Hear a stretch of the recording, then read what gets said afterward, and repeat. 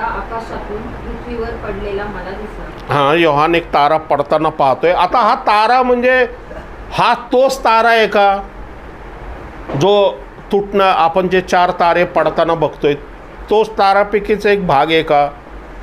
तर नीट बघा तिथं काय दिलेलं आहे. हां, त्याच्याजवळ अथंग डोहाची किल्ली देण्यात आली. हां, आता तारेला अथांग डोहाची किल्ली कशी देईल?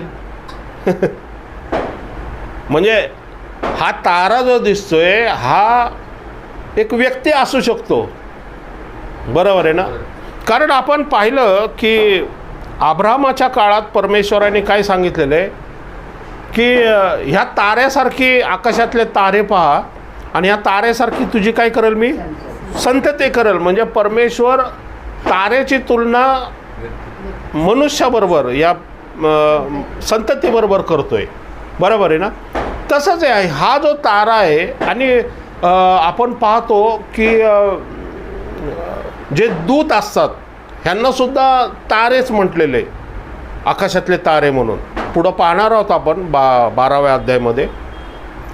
म्हणजे एक तर स्वर्गीय तारे आहेत आणि एक मानव तारे आहेत, बरोबर? मानवसुद्धा म्हणजे तारे नाही आहेत ते, म्हणजे त्याची तुलना केलेली आहे. जसं इस्रायल राष्ट्राला जैतुनाचं झाड म्हटलेलं आहे, पौष्टिक जैतून, आणि परराष्ट्रीयांना काय म्हटलेलं आहे? रानटी जैतून. म्हणजे ती तुलना केलेली आहे. किंवा अंजिराचं झाड म्हटलेलं आहे, इस्रायल राष्ट्राला अंजिराचं झाड पण म्हटलेलं आहे. येशू ज्यावेळेस जातो अंजिराच्या झाडाला फळ आहे का नाही ते बघायला, त्यावेळेस त्याला आढळतं की फळ नाही आहे. मग तो जसं काय इस्रायल राष्ट्रामध्ये विश्वास, फळ म्हणजे विश्वास बघण्यासाठी तो गेलेला असतो. म्हणजे असं दाखल्यासारखं उदाहरण येशू काय करत असतो? समजून सांगत असतो. Praise Lord. मग आपण पाहतो त्या ताऱ्याला काय दिलेले? अथांग डोहाची किल्ली दिलेली, चावी दिलेली. हां, परत एकदा वाचते. त्याच्याजवळ अथांग डोहाची किल्ली देण्यात आली. त्यांनी अथांग डोह उघडला. हां, आता अथांग डोहाची चावी त्याच्याकडं देण्यात आली म्हणजे कोणीतरी दिली असणार, बरोबर आहे ना? मग कोणी दिली? अथांग डोहाची चावी कोणाकडे आहे? येशूकडे आहे. कुठं लिहिलं हे? प्रगटीकरणाच्या 1 अध्यायाच्या 18व्या वचनामध्ये दिलेलं आहे की येशू, हा बघा प्रगटीकरण 1 अध्याय 18 वचन, तो मी मेलो होतो तरी पहा युगानुयुग कसा आहे? जिवंत आहे. हां, आणि मरणाच्या व अधोलोकाच्या किल्ल्या माझ्याजवळ आहेत. मरण आणि अधोलोकाच्या किल्ल्या माझ्याकडे आहे, बरोबर? अधोलोक म्हणजे अथांग डोह, त्याचंच हे असतं. पण त्याला अथांग डोह म्हणतात, त्याला ज्याला म्हणतात आत्ताच आपण पाहिलं काय अधोलोकसुद्धा म्हणतात, वेगवेगळे प्रकारे. ओके, तर आपण पाहतो की अथांग डोहाची चावी कोणाकडे? येशूकडे. हां, तर त्या येशूने काय दिलेली? त्याला चावी दिलेली. म्हणजे हा तारा कोण आहे? हा आत्मा आहे, पडला म्हटलेले, आकाशातून पडला. मग अंतराळात कोण आहे? दुरात्म्याची शक्ती आहे. एफिसकारास पत्र 6 अध्याय 12 वचनामध्ये आपण पाहिलं, आपली युद्ध हे रक्तमांसाबरोबर नाही तर सत्ता, सामर्थ्य आणि अंतराळातल्या दुरात्म्याच्या शक्तीबरोबर आहे, बरोबर आहे ना? म्हणजे त्याला चावी देऊन पृथ्वीवरती फेकण्यात आलेले घेऊन. आणि त्यांनी काय केलेले?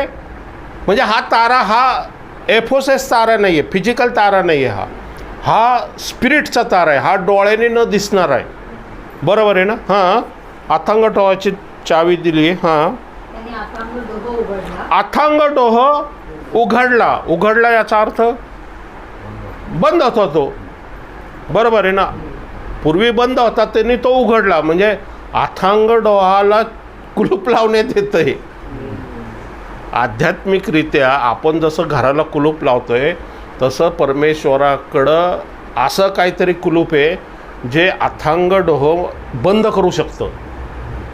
प्रेज द लॉर्ड, बरोबर आहे? म्हणून परमेश्वर खरोखरच ती कशी चावी असेल माहीत नाही, स्पिरिटची कशी चावी असेल आध्यात्मिक, की एकदा लॉक लावल्यावरती कोणी उघडू शकत नाही आहे, अशी चावी असेल ती आध्यात्मिकरित्या. वचन सांगते त्याने अथांग डोह काय केला? उघडला. हां, उघडला याचा अर्थ काय झालेलं आहे? पिढीची वेळ झालेली आहे. आता काहीतरी देवाचा टायमिंग आलेला आहे, त्याच्यामुळं तो अथांग डोह उघडण्यात आलेला, पूर्वी तो बंद होता. तेव्हा त्यातून मोठ्या भट्टी जातीच्या धुरासारखा धूर बाहेर येऊन वर चढला. हां, त्याच्यामधून काय झालं, धूर बाहेर पडला. म्हणजे अथांग डोह हा अग्नीचा भट्टीने भरलेला आहे आणि त्याचा धूर पण बाहेर निघत नाही. म्हणजे तो अथांग डोहामधला धूर आतल्या आत काय असतो, फिरत असतो आणि माणसांना पीडा देत असतो. अग्नीचा आपण पाहतो ना, जर कोळसा पेटवला तर धूर निघतो ना, पण धूर हा अंतराळात जातो.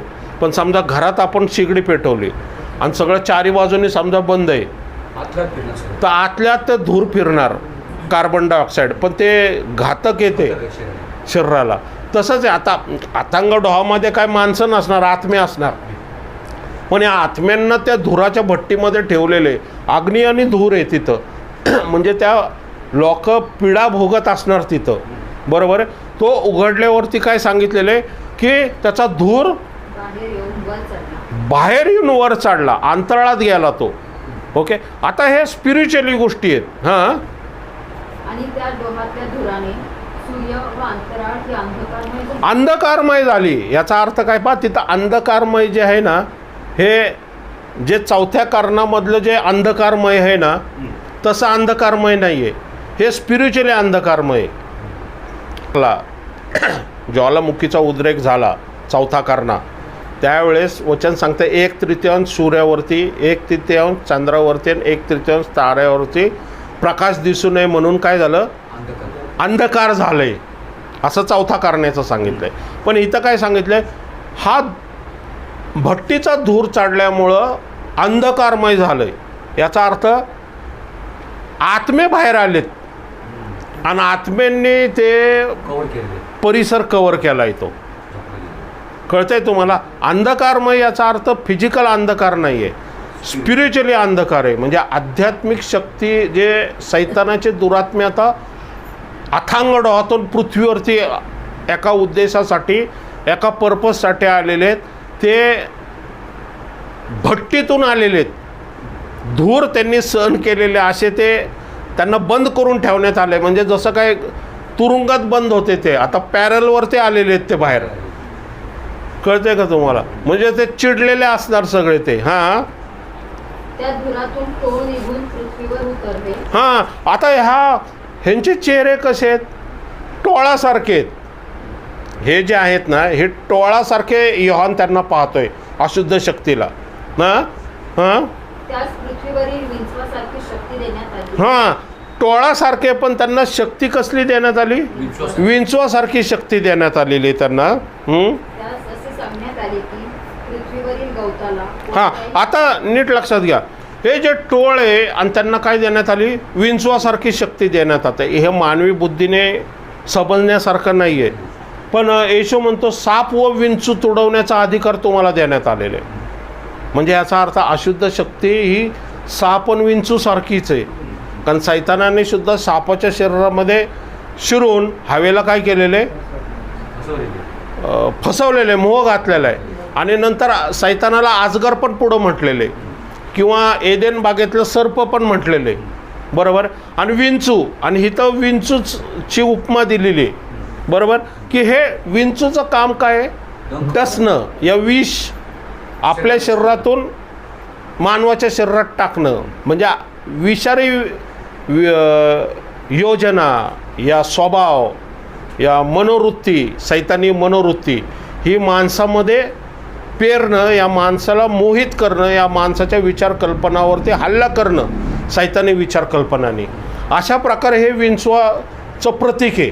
ओके, आपण पाहिलं की दानियेलाच्या काळामध्ये सुद्धा, दानियल दृष्टांतामध्ये सिंहाला पाहतो, अस्वलाला पाहतो, चित्याला पाहतो. म्हणजे सिंह कोण आहे, बाबेल. अस्वल कोण आहे, मेदी पारसी. आणि चिता कोण आहे, ग्रीस, बरोबर आहे. म्हणजे हे स्पिरिटमध्ये आध्यात्मिकरित्या दानियल बघतोय, बरोबर. पण तेच नबुखदनेजरला स्वप्न पडतं. पण नबुखदनेजरला स्वप्न पडतं त्यावेळेस नबुखदनेजर बघतो सोन्याचं शिर, बरोबर आहे, चांदीचं छाती, कमर पितळ आणि मांड्या लोखंडाच्या, माती आणि पाय माती आणि लोखंड मिक्स आहे. म्हणजे नबुखदनेझर जगिक राजा असल्यामुळं त्याला जगिक मूल्य ते दाखवलेले, सोनं चांदी रूप अशा प्रकारे.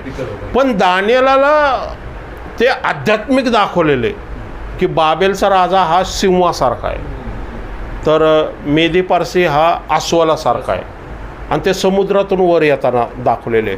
बरं का, म्हणजे याचा अर्थ स्पिरिटमध्ये आध्यात्मिकरित्या हे परमेश्वराची भाषा आहे, ही परमेश्वराच्या रहस्यमय एक प्रकारची लँग्वेज आहे, शिकवण आहे की जे आम्ही समजून घेणं गरजेचं आहे. मग आपल्याला ह्या गोष्टी कळू शकतील. बरोबर आहे. ह्याची जर तुलना आपण भौतिक गोष्टीबरोबर केली ना, मग आपण चुकू शकतो. कळत आहे का? कारण दानिएलाला ते दृष्टांताचा अर्थ सांगितलेला आहे देवदूतांनी. या दानिएल ऑलरेडी अर्थ सांगणारा होता दृष्टांताचा देवदूतांमार्फत. त्यामुळं आपल्याला कळतं की सिंह कोणे, अस्वल कोणे, चिता कोणे आणि विचित्र प्राणी कोणे हे आपल्याला कळतं, कारण दानिएल अर्थ सांगत होता त्याचा. पण ह्याच्यामध्ये योहानाने अर्थ मागितलेला नाही आहे. त्यामुळं आपल्याला जे बायबलमध्ये लिहिलेलं आहे त्या बायबलमधला अभ्यास करून आपल्याला ह्याचं उत्तर मिळतं, या ह्याचं स्पष्टीकरण आपल्याला योग्य प्रकारे आपण देऊ शकतो या करू शकतो. ओके. हां, आपण हे काय आहे म्हणजे आत्मिक रूप आहे. जसं येशूला सुद्धा आपण देवाचा कोकरा म्हटलेलं आहे. मग येशू काय कोकरा आहे का? नाही. बरोबर आहे ना, तो देवाचा एकुलता एक पुत्र आहे. तसंच त्याला यहूदा कुळातला सिंहसुद्धा म्हटलेलं आहे. बरोबर आहे ना. मग तो सिंह आहे का? नाही, पण ती तुलनात्मक आहे ती गोष्ट. बरोबर आहे ना. कळलं तुम्हाला? म्हणजे हे जे आहे 9:4 त्यास असे सांगण्यात आले की पृथ्वीवरील गवताला, कोणत्याही हिरवळीला व कोणत्याही झाडाला उपद्रव करू नये. हां, पण त्याला काय दिलेलं आहे? ऑर्डर दिलेली आहे. प्रकटीकरण याचा 9 अध्याय 4 वचन की त्याला एक ऑर्डर दिलेली आहे की पृथ्वीवरती कुठल्याही हिरवाळीला, गवताला, झाडाला म्हणजे अन्नधान्याला काय करायचं? उपद्रव करू नये. म्हणजे मर्यादा दिलेली आहे. पण असंच एक जो काळा घोडा आहे प्रकटीकरणाचा 6 अध्याय 6व्या वचनामध्ये, त्या काळ्या घोड्याला सुद्धा एक मर्यादा दिली होती. 6 अध्याय 6 वचन प्रकटीकरण. आणि जणू काय 4 प्राण्यांच्या मधून निघालेली वाणी मी ऐकली, ती अशी: रुपयाला शेरभर गहू आणि रुपयाला 300 जव, तेल व द्राक्षारस यांची खराबी करू नको. तेल व द्राक्षरस याची खराबी करू नको. बरोबर आहे. महागाईचा घोडा आहे तो, पण तेल आणि द्राक्षरस याची खराबी करू नको म्हटलेले, आणि त्याला ते ऑर्डर पाळावी लागते. तसंच प्रकटीकरणाच्या 9व्या अध्यायाच्या 4थ्या वचनामध्ये काय दिलेलं आहे की अन्नधान्याला खराबी करायचं नाही.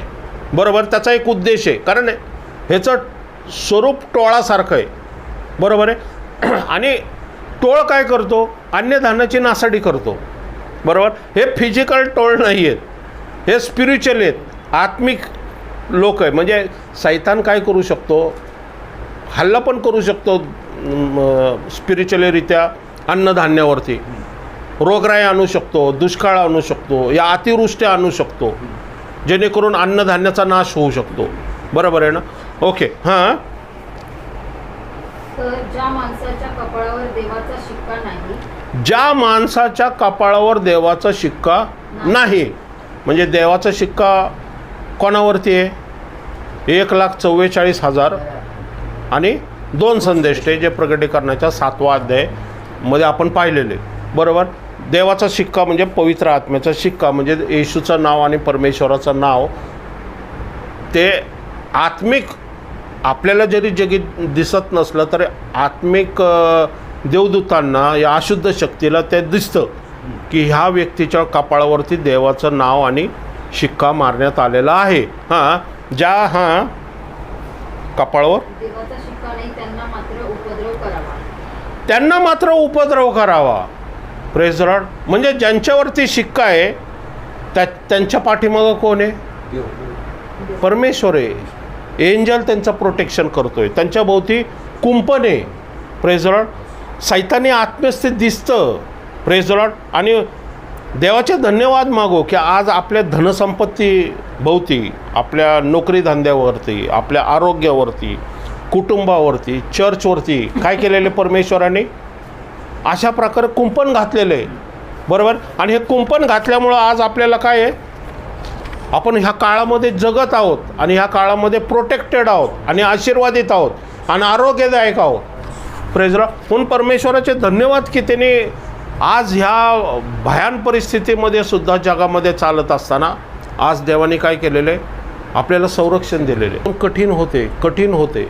चर्च सुवार्ता गाजवणं एवढं सोपं राहिलेलं नाही आहे. बरोबर. पण परमेश्वराचे धन्यवाद की अजून आपण कृपेच्या काळात चालत आहोत आणि म्हणून ओपनली सुवार्ता इथं गाजू शकतो. या परमेश्वराचे धन्यवाद मागो की त्याने आजसुद्धा ह्या पृथ्वी तलावरती आज, कारण घरात वाजवणंसुद्धा महासंकटाच्या काळात बंद होणार आहे, अवघड होणार आहे, कारण आता कायदे यायला लागलेत त्यानुसार. बरोबर. म्हणून या कृपेच्या काळामध्ये होईल तेवढी संधीमध्ये आपण परमेश्वराच्या वचनामध्ये, प्रार्थनेमध्ये राहणं गरजेचं आहे. आणि पास्टरसाठी, चर्चसाठी, सुवार्थिकसाठी आम्ही फायनान्शियली, स्पिरिच्युअली, प्रार्थनेच्याद्वारे, या सपोर्टद्वारे आम्ही काय करायला, त्यांना त्यांच्या पाठीमागं खंबीरपणे उभं का राहणं गरजेचं आहे. कारण जेवढे जास्त आत्मे जिंकले जातील तेवढे जास्त लोक स्वर्गारोहण होऊन निघून जाणार आहे. कारण हा शेवटचा टप्पा आहे. कारण आता पृथ्वीची कंडिशन तुम्ही बघताय. बरोबर आहे. हां, की इस्रायल राष्ट्राच्या मंदिरमध्ये ना अर्धा तास हा नवीन मंदिर, या मंदिराचं शुद्धीकरणाचा एक विधी असतो जो तो केला जातो, त्याचा अर्धा तास आहे. म्हणजे ह्या ठिकाणी मला तर असं दिसतंय, म्हणजे मी असं बघतोय त्याच्याकडं की हा मंदिराचं शुद्धीकरणाचा विधी असणार, म्हणजे मंदिराची स्थापना असणार आहे ह्या काळामध्ये. कारण 6व्या अध्यायाच्या 14व्या वचनामध्ये, 14व्या वचनापर्यंत मंडळी निघून गेलेली. 6व्या अध्यायाच्या 12 ते 14 वचनामध्ये मंडळी निघून गेलेली. 7व्या अध्यायामध्ये 1,44,000वरती शिक्का मारण्यात आलेला आहे. बरोबर आहे. आणि 7व्या अध्यायाच्या पुढच्या ह्याच्यामध्ये मंडळी स्वर्गामध्ये झावळ्या घेऊन येशू ख्रिस्ताच्या आणि परमेश्वराच्या समोर उभी असलेली आपल्याला दिसते. आणि 8वा अध्याय एकदम पृथ्वीवरती आपण येतोय की स्वर्गामध्ये विधी, खालच्या आत विधीचा विधी आपण ऑलरेडी पाहिलेला आहे मागच्या वेळेसच. आणि मंदिराचं शुद्धीकरणाचा विधी म्हणजे कुठं ना कुठं आज जिथं जिथं इस्रायल राष्ट्र आहे तिथं देवाचा टायमिंग आहे. इस्रायल राष्ट्र 1948पर्यंत स्थापित झालं नव्हतं, त्यामुळं देवाचं जे घड्याळ आहे ते थांबलं होतं. आणि ज्यावेळेस 1948मध्ये इस्रायलची स्थापना झाली, परमेश्वराचं घड्याळ परत सुरू झालं. 1948 साली इस्रायलकडे येरुशलेम नगरी नव्हती, कारण येरुशलेम नगरी घेणं खूप गरजेचं आहे. कारण मंदिर येरुशलेम नगरीमध्येच बांधा असं देवाने ऑलरेडी सांगून ठेवलेले. आणि 1967 साली युद्ध झालं आणि इस्रायल राष्ट्राने येरुशलेम नगरी आपल्या ताब्यात घेतली. आणि जिथं जिथं युद्ध होतं 2022मध्ये युद्ध झालं इस्रायलचं, इराण आणि हमासचं. बरोबर. आणि मग इराण आणि इस्रायलचं पण युद्ध झालं आणि हे कुठंतरी थांबलं मध्ये. पण आता त्याच्या पाठीमागं अमेरिका पण आलेला आहे. कळतंय का? म्हणजे हे जे युद्ध जे चालू आहे आज, हे आध्यात्मिकरित्या काहीतरी संकेत देते. कारण त्याच्यामध्ये इस्रायल आहे. जर दुसऱ्या राष्ट्रांचं युद्ध असेल, रशिया म्हणा, युक्रेन म्हणा, तर गोष्ट वेगळी. पण जिथं इस्रायलचं युद्ध आहे आणि अमेरिका त्याला सपोर्ट करतो आणि इराणचं आणि इस्रायलचं युद्ध आहे, तर ही कुठेतरी प्रॉफसी 6व्या करण्याची प्रॉफसी आपल्याला दिसते. कारण 6वा करणं आपण ह्याच्या नंतरचा जो करणं आहे हे युद्धाबद्दलचा करणं आहे तो. बरोबर आहे. म्हणजे आपण कुठेतरी काळाच्या जवळ येऊन ठेपलेलो आहे. आणि ह्या युद्धामध्ये आपण पाहतोय की महागाई वाढलेली आहे. तेलाचं मोठं संकट जगावरती येऊन ठेपलेलं आहे. जे हार्मोज म्हणून जो टप्पा आहे जिथून तेल या व्यापाराचे सगळी जहाजं येतात, तोच त्यांनी ब्लॉक करून टाकलेला आहे. की ते म्हटलं की हेतून एखादं जहाज जरी गेलं तरी आम्ही काय करू, हिट करू त्याच्यावरती करू. कळतं का? म्हणजे हे युद्ध आता भयानक होतं आहे, बरोबर. आणि मग आता ट्रॅव्हलिंग बंद झाले, आपण पाहतो की विमानं सगळी बंद पडलेली आणि जगात अशांती झालेली. आणि मग आता हाच काळ जो आहे हा अँटिक्राइस्टसाठी योग्य काळ आहे. कारण जर समजा आता अँटिक्राइस्ट ठेवून जर शांतीचा करार केला, बरोबर आहे, तर हा ट्रम्प पूर्ण आयसोलेटेड होऊन जाणार आहे. अमेरिका पुढं घडणार आहे. अमेरिका हा पूर्ण एकटा पडणार आहे जगामध्ये आणि संपूर्ण देश अमेरिकेविरुद्ध होणार आहे. प्रकटीकरणाच्या 18व्या अध्यायामध्ये आपण पुढं जाऊन पाहणार आहोत. म्हणजे ही योग्य वेळ आहे. कारण जर युद्ध नसेल तर शांतीचा करार पण नसणार आहे. जर शांती आहे तर करार कशाला करेल? युद्ध आहे. आज जगाची परिस्थिती भयानक आहे. कुवेत म्हणा, अरब एमिरात म्हणा, दुबईसारख्या ठिकाणी पण हल्ला करतात. ते बहरीनमध्ये हल्ला करतात. ते काय करतात, हम तो मरेंगे तुमको भी लेट मरेंगे म्हणून ते जिथं जिथं अमेरिकेचे कॉन्सुलेट आहे, या जिथं जिथं अमेरिकेचं सैनिक तळं त्यांनी अमेरिकेने ठेवलेले, तिथं ते हल्ले करतात. ते 3 ॲम्बसी जी होते अमेरिकेची ती बंद केलेली त्यांनी. म्हणजे ह्या युद्धाचं जे काही वर्णन आहे तर हिथं कुठंतरी आपल्याला माहीत नाही की अँटिक्राइस्टचं आगमनाची जणू काय वाट जी आहे ना ही तयार होते. जवळजवळ जगाचं 60% ऑइल हे कतार करतं. आणि जर ऑइल हे सर्वात मोठं हत्यार आहे जगामध्ये, जे ह्या आपण पुढं पाहणार आहोत की इराणच्या युद्धामध्ये ऑइलला हिचकेलने जवळजवळ 4000 वर्षापूर्वी लिहून ठेवलेलं आहे की त्यावेळेस ऑइलचा शोध पण नव्हता की ऑइल हे मेन कारण असेल युद्ध होण्यासाठी. कळते का तुम्हाला? म्हणजे कशी प्रॉपसी असते. म्हणजे आपल्या मानवाने जे पाहिलं नाही, डोळ्याने जे कल्पना केली डोळ्याने पाहिलं नाही, कानाने ऐकलं नाही, ते परमेश्वर काय करतो, विचार कल्पनेने काही गोष्टी दाखवतो. आणि सेवकांना संदेश टेलाला सांगितल्याशिवाय पृथ्वीवरती काही करत नाही. कारण जग आज त्याच्याकडे युद्ध म्हणून बघतंय. जग आज त्याच्याकडे एक प्रकारे ज्याला म्हणतो ना अनितिमानची लढाई बघते. अँटिक्राइस्टचा मार्ग कुठेतरी मोकळा होतोय. आणि अँटिक्राइस्टचं ज्यावेळेस आगमन होणार आहे आपण पाहिलेले की त्याला देव किंवा भजनीय म्हणून म्हणतात, बरोबर आहे ना. म्हणजे आणि तो ज्यावेळेस शांतीचा करार करल तो, बरोबर आहे, या तोच मध्यस्थी करल. समजा युद्ध बंद करायचा तर 1 अब्ज 40 कोटी लोकचा पाठिंबा त्याला असणार आहे. कारण ते त्याला देव आणि भजनीय म्हणतात. आणि त्याच्या पाठीमागं असलेले जे राष्ट्र आहेत त्याच्यामध्ये अमेरिका पण आहे, फ्रान्स आहे, जर्मन आहे, ब्रिटन आहे, हे सुद्धा त्याला सपोर्ट करतील. कारण त्या लोकांनासुद्धा वोटिंग पाहिजे ना, जनमत हवं आहे ना.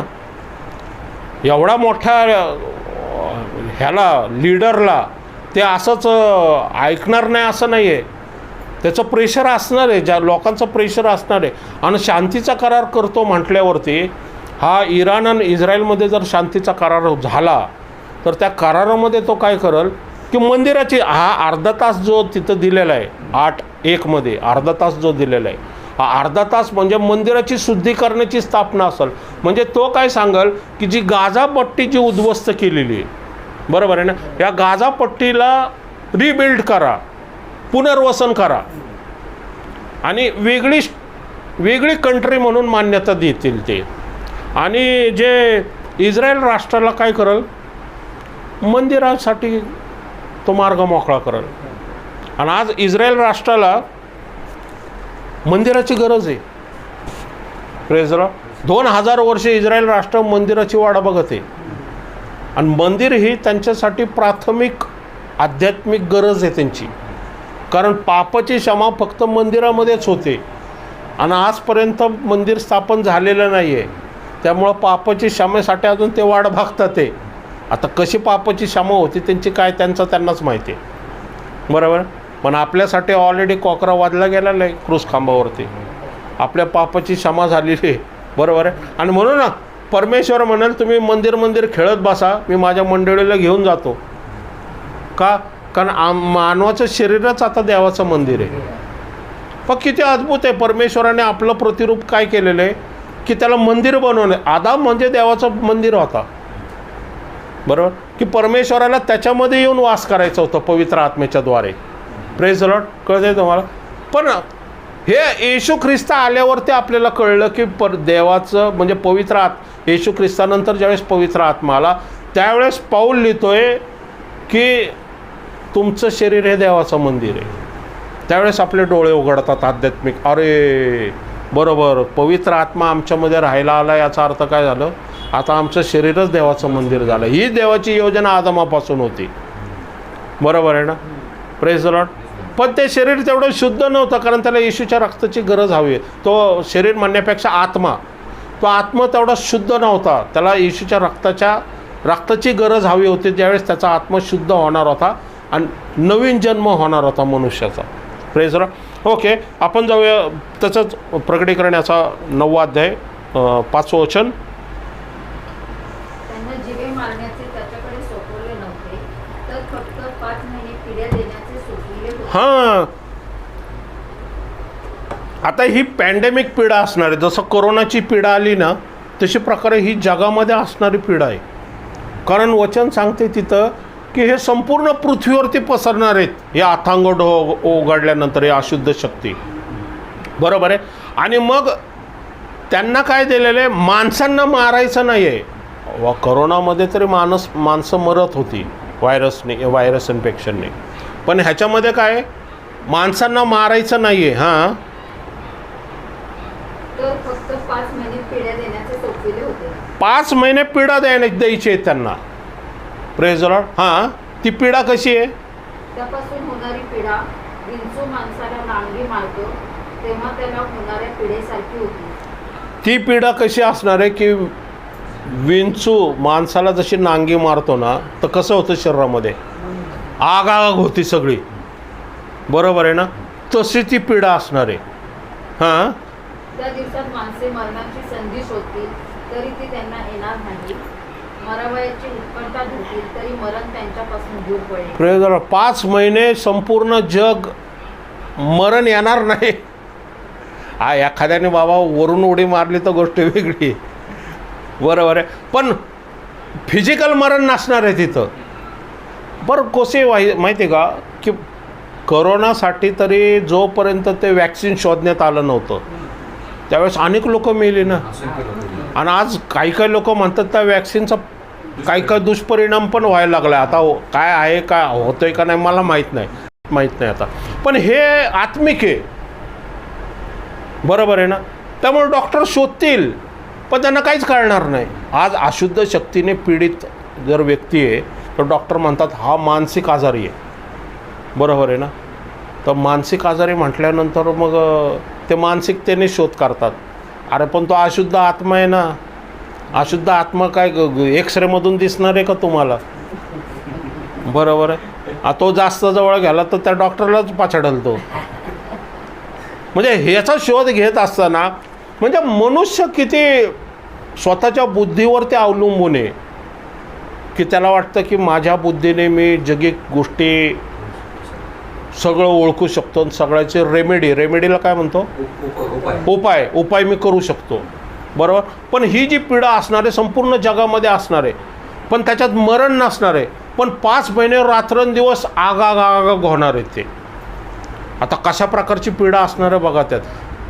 त्यामुळं ही संपूर्ण जगामध्ये पसरली जाणार आहे. फक्त ज्याच्यावरती देवाच्या आत्म्याचा शिक्का आहे त्या 1,44,000 आणि 2 संदेष्टे ह्यांच्यावरती ही पिढा नसणार आहे. मग ही पिढा काय येणार आहे नीट लक्षात घ्या की ह्या 2 संदेष्ट्यांनी कार्य करावं तिथं. कारण हे 2 संदेष्ट ज्यावेळेस प्रार्थना करतील त्यावेळेस त्यांच्यातून अशुद्ध शक्ती निघून जाईल आणि ते बरे होतील. आणि येशूची सुवार्ता सांगितली गेल्यामुळं, चिन्ह चमत्कार घडल्यामुळं येशूचा तारणारा म्हणून लोक स्वीकार करतील. येशूच्या काळात, येशूच्या आदल्या काळामध्ये सगळं सायलेन्स होतं. ज्यावेळेस येशूचा जन्म झाला कुठंच काय नाही. पण येशू ज्यावेळेस आला कुष्ठरोगी आले, ते कोड फुटलेले आले, लंगडे आले, लुळे आले, बहिरे आले, है ना, आंधळे आले, सगळेच आले. कुठून आले? भूतग्रस्त आले. कुठून आले हे सगळं? असंच अधोलोक उघडलं गेलं त्यावेळेस. कारण आत्मिक सामर्थ्य जर अपोजिट सामर्थ्य नाही तर परमेश्वर आपलं सामर्थ्य कसं काय प्रकट करेल? समोर फारोच नाही तर मोशेला इजिप्तमध्ये पाठवून उपयोग काय? कळतं आहे का तुम्हाला? तो फारो पण कठीण हृदयाचा असणं गरजेचं आहे ना. ट्रम्पसारखा एखादा व्यक्ती असल्यावरच युद्ध होईल, जग त्रस्त होईल त्यांनी. Praise Lord. आणि म्हणून मग पर्याय अँटिक्राइस्ट असणार आहे त्याला, बरोबर. पण तो पर्याय जग निवडणार आहे, बरोबर. पण आत्ता पर्याय उपलब्ध आहे, नीट लक्षात घ्या. आत्ता ट्रम्प आहे, अँटिक्राइस्ट आहे का आत्ता? नाही, आत्ता ट्रम्प आहे. त्याच्यामुळं तुम्ही त्रस्त आहात जग. पण तुमच्याकडं उपाय काय आहे? येशू, बरोबर. येशूला स्वीकार केला नाही तर कुठं कोण येणार आहे? अँटिक्राइस्ट. त्यांनी 2 चॉईस दिले ना, येशू का बाराब्बा. ते म्हटलं आम्हाला बाराब्बा आहे, येशूला खेळा, बरोबर. तारणाऱ्यालाच तुम्ही खेळल्यावरती बाराब्बा काय करणार आहे? AD 70 नाशच होणार आहे मंदिराचा, बाराब्बाचा स्वीकार केला ना. इस्रायल राष्ट्राचा नाश झाला आणि संपूर्ण जगामध्ये विखरली गेली 2000 वर्ष. का? Wrong choice. आज इस्रायल राष्ट्र तेच करतं आहे. आज इस्रायल सेम चुकी करतं आहे, ट्रम्पला निवडून, बरोबर आहे. पण तो ट्रम्प काय करतो आहे? तो अँटिक्राइस्टचा मार्ग मोकळा करतो आहे. नीट लक्षात घ्या, अँटिक्राइस्टचा मार्ग मोकळा करतो आहे. कारण इस्रायल राष्ट्र ख्रिस्ताला नाकारते आज, कळतं आहे. मग पण अँटिक्राइस्ट आल्यावर मंदिर बांधल्यावरती ते इस्रायल राष्ट्र अँटिक्राइस्टला मसिहा म्हणतील. येशू राष्ट्र बेंजन नेतन्याहू तीच चूक करतोय. आज ट्रम्पला पुढं करतोय तो आणि इराणवरती हल्ला करतोय. पण तो अँटिक्राइस्टचा मार्ग मोकळा करतोय. त्यांनी ख्रिस्ताकडे यावं तर ख्रिस्त त्यांना त्या परिस्थितीतून सोडवायला तयार आहे. पण तो चॉईस काय करतोय? अँटिक्राइस्ट. म्हणून अँटिक्राइस्ट पाठवण्यात येणार आहे, म्हणून मंदिराची स्थापना होणार आहे. कारण स्वर्गारोहण होऊन परमेश्वर काय म्हणणार? तुम्हाला येशू नको ना, ठीक आहे, मी येशूला येशूच्या मंडळीला घेऊन जातो, मी माझं मंदिर घेऊन जातो. मानव जे मंदिर आहे ना ते मंदिरच मी घेऊन जातो. तुम्ही बसा दगड मातीचं मंदिर करत आणि बसा तुम्ही प्राण्याचं अर्पण करत. आणि मला ते मान्य नाही आहे. का? कारण मी ऑलरेडी 2000 वर्षापूर्वी माझा कोकरा वधला गेलेला आहे. माझा एकुलता एका पुत्राला मी वधलेलं आहे, त्याचं रक्त मी ऑलरेडी सांडलेलं आहे आणि त्याच्या रक्तामुळे संपूर्ण मानवजातीची क्षमा झालेली आहे. म्हणून आता ह्याच्यानंतर अल्टरनेट नाही आहे. म्हणजे अल्टरनेटला काय म्हणतो? हा, रदबदल नाही. आता येशू ख्रिस्त हाच तारणार आहे, बरोबर. म्हणून जोपर्यंत ते स्वीकार करत नाही तोपर्यंत परमेश्वर काय म्हणेल? ठीक आहे, जावा ह्या 7 वर्षाच्या महासंकटातून. मग तुम्ही, कळतं आहे तुम्हाला? म्हणजे त्यावेळेस ती पीडा येणार आहे, त्याच्यात माणसाला मरण पण येणार नाही, पण विंचू चावल्यासारखं काय होणार आहे? लाहीलाही होणार आहे शरीराची त्या लोकांमध्ये. हां, पुढं. त्या टोळाचे स्वरूप लढाईसाठी सज्ज केलेल्या घोड्यासारखे होते. त्याच्या डोक्यावर सोन्याच्या मुकुटासारखे काहीतरी दिसत होते. त्याचे तोंडावे माणसासारखे होते. त्याचे केस स्त्रियांच्या केसासारखे आणि त्याचे दात सिंहाच्या दातांसारखे होते. हां, आता हे काय मनुष्य असू शकतो का? ही संपूर्ण अशुद्ध शक्ती जी पृथ्वीवरती, म्हणजे त्या युद्ध करायच्या दृष्टीने, युद्धाच्या दृष्टीने आलेले आहेत. हे सगळे त्यांनी काही आत्मिक सैन्य जे ह्या पृथ्वी तलावरती येणार आहे, बरोबर. आणि ते माणसाचा ताबा घेणार आहेत आता. का? कारण पुढं जो अँटिक्राइस्ट येणार आहे, म्हणजे त्यावेळेस तर अँटिक्राइस्ट ऑलरेडी शांतीच्या करारामध्ये अँटिक्राइस्ट आलेलाच आहे. तर त्याच्या पाठीमागं त्याचं जे नेटवर्क तयार करण्यासाठी, या त्याच्या पाठीमागं उभं राहण्यासाठी हे अधोलोकाचं सैन्य पृथ्वीवरती उतरून आलेलं आहे. Praise Lord. कळतं आहे? सपोर्टसाठी त्याला, बरोबर. हां, त्यास उरस प्राणी होती, ती लोखंडी उरस प्राण्यासारखी दिसत होती. हां, आता नीट लक्षात घ्या, ही जी प्राणी आहे ह्यांचं छातीला काय आहे? लोखंडी उरस त्राण आहे. बरोबर आहे. आणि ख्रिस्ताचं उरस्त्राण कसं आहे? नीतिमत्वाचं उरस्त्राण.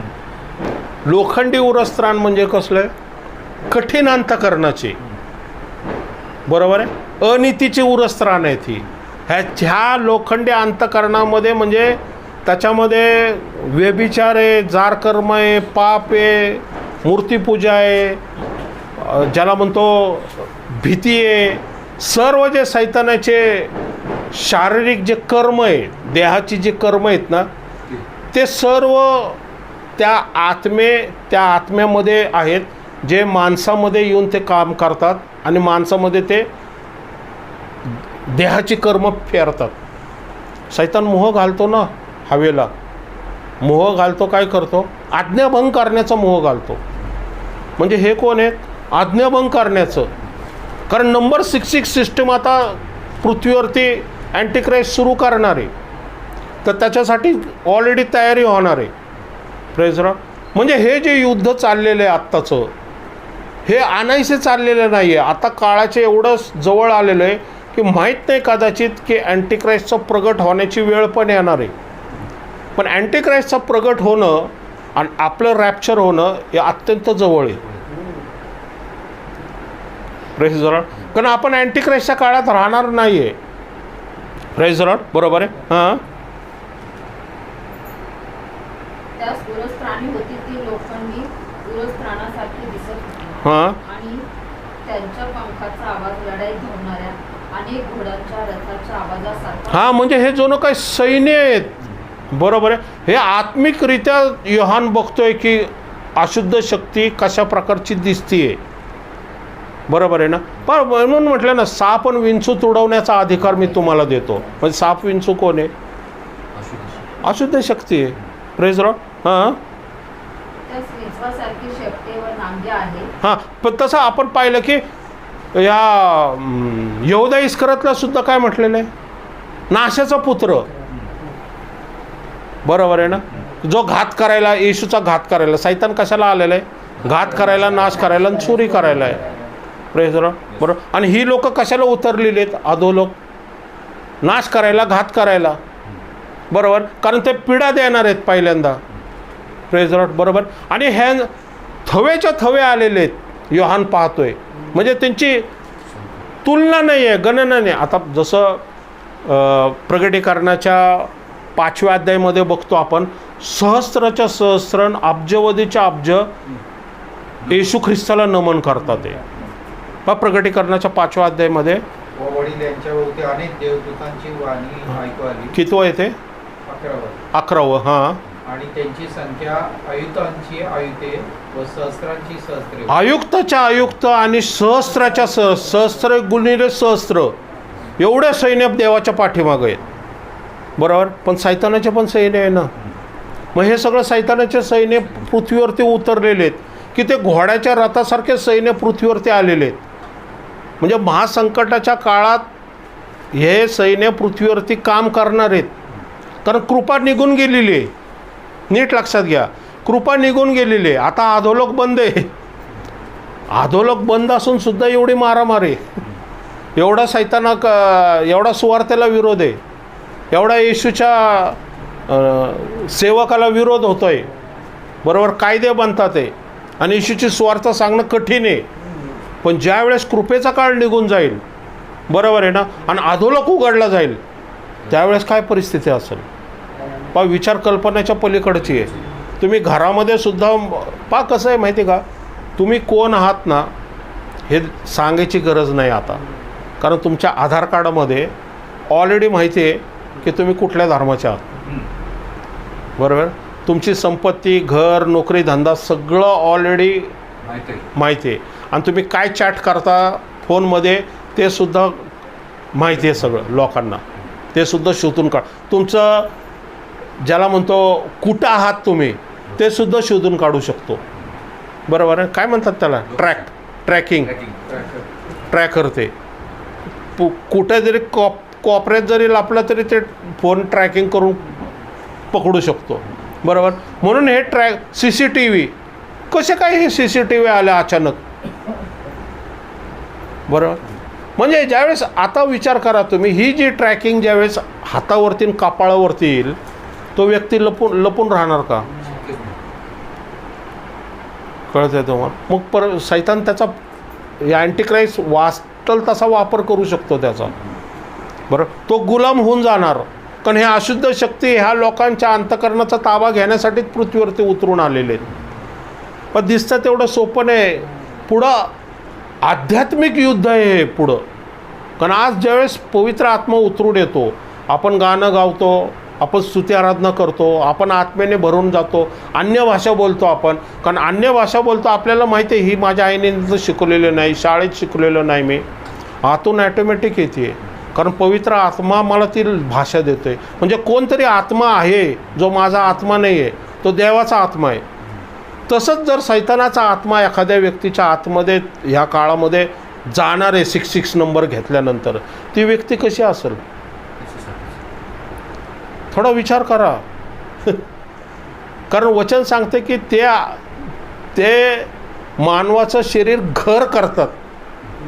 तर म्हणतो ना, येशू ज्यावेळेस त्या भूताला हाकलून देतो तर म्हणतो तो अरण्यात जातो, त्याला शांती मिळत नाही, म्हणून तो परत आपल्या घराकडे येतो. आणि त्यावेळेस ते घर त्याला साफसूफ आढळतं. मग तो काय करतो, अजून 7 जणांना घेऊन येतो की बाबा मी एकटा गेलो ना की हा येशू काढतो मला, आपण 7 जण जाऊन आतमध्ये घर करू. म्हणजे कमीत कमी 3 निघाले तर 4 तरी असतील आतमध्ये. Praise the Lord. माणसास 5 महिने उपद्रव करण्याची त्यांची शक्ती त्यांच्या शेपटात आहे. अथांग डोहाचा दूत हा त्यांच्यावर राजा आहे. अथांग डोहाचा दूत त्यांच्यावरती राजा आहे. आता नीट लक्षात घ्या, अथांग डोहाचा दूत राजा म्हणजे कोण आहे? सैतान. सैतान हा राजा आहे आणि अँटिक्राइस्ट हा वापरण्याचं साधन आहे. नीट लक्षात घ्या काय म्हणतो मी. सैतान हा राजा आहे आणि अँटिक्राइस्ट हा सैतानाचं वापरण्याचं साधन आहे. यहूदा इस्करियोत हा फिजिकल आहे, सैतान स्पिरिच्युअल आहे. वचन काय सांगते की ज्यावेळेस येशूने घास भरवला त्यावेळेस सैतान यहूदा इस्करियोतमध्ये शिरला आणि मग तो येशूला पकडून देण्यासाठी मग बाहेर गेला. बरोबर. पण ऑलरेडी त्याने 30 रुपये घेतले होते वगैरे आणि तो संधी शोधत होता वगैरे होते. म्हणजे सैतान काय करत होता, यहूदा इस्करियोतचा उपयोग त्याच्या कार्यासाठी करत होता. तसंच अँटिक्राइस्ट ज्यावेळेस येणार आहे त्यावेळेस अधोलोक उघडलं जाणार आहे आणि सैतानाच्या पाठीमागं ही संपूर्ण दुरात्म्याची शक्ती असणार आहे. पण हे स्पिरिच्युअल मी सांगतो आहे, जी माणसाच्या डोळ्याला दिसणारी नाही आहे. पण तो सैतान जो आहे ना, हा राजा, त्याचं नाव काय आहे? हा अथांग डोहाचा दूत हा त्याच्यावर राजा आहे. हिब्री भाषेत त्याचे नाव अबदोन आणि हेलेनी भाषेत त्याचे नाव अपोलोन आहे. हां, हिब्री भाषेत त्याचं नाव काय आहे? अपद्दून म्हटलेलं. याचा अर्थ काय? नाश करणारा. मग सैतान काय येणार आहे? नाश करणारा येणार आहे. पृथ्वीचा नाश करण्यासाठी तो येणार आहे, पृथ्वीच्या मानवाचा नाश करण्यासाठी. आणि सार्वकालिक जीवनापासून लोकांना अधोलोकाकडे घेऊन जाण्यासाठी येणार आहे. त्यासाठी तो अँटिक्राइस्टचा वापर करणार आहे. अँटिक्राइस्ट कोण आहे? 1,40,40,00,000 लोकांच्या वरती बसणारा व्यक्ती आहे. किती लोकांना कन्फ्यूज करून टाकलेले. सैतानाने किती मस्त डाव रचलेला आहे, त्याच्याबद्दल आपण पुढं पाहणार आहोत. त्याच्याबद्दल पण बायबलमध्ये दिलेल्या आहे गोष्टी. पण सांगायचा उद्देश की हा महासंकट, भयानक काळ असणारे महासंकटाचा काळ. वाटतं तेवढं सोपं नाही. फिजिकलरित्या त्या ताऱ्यामुळं तर पृथ्वीचा 1/3 भाग वरता अटॅक होणारच आहे, करोडो लोक मारणार आहे.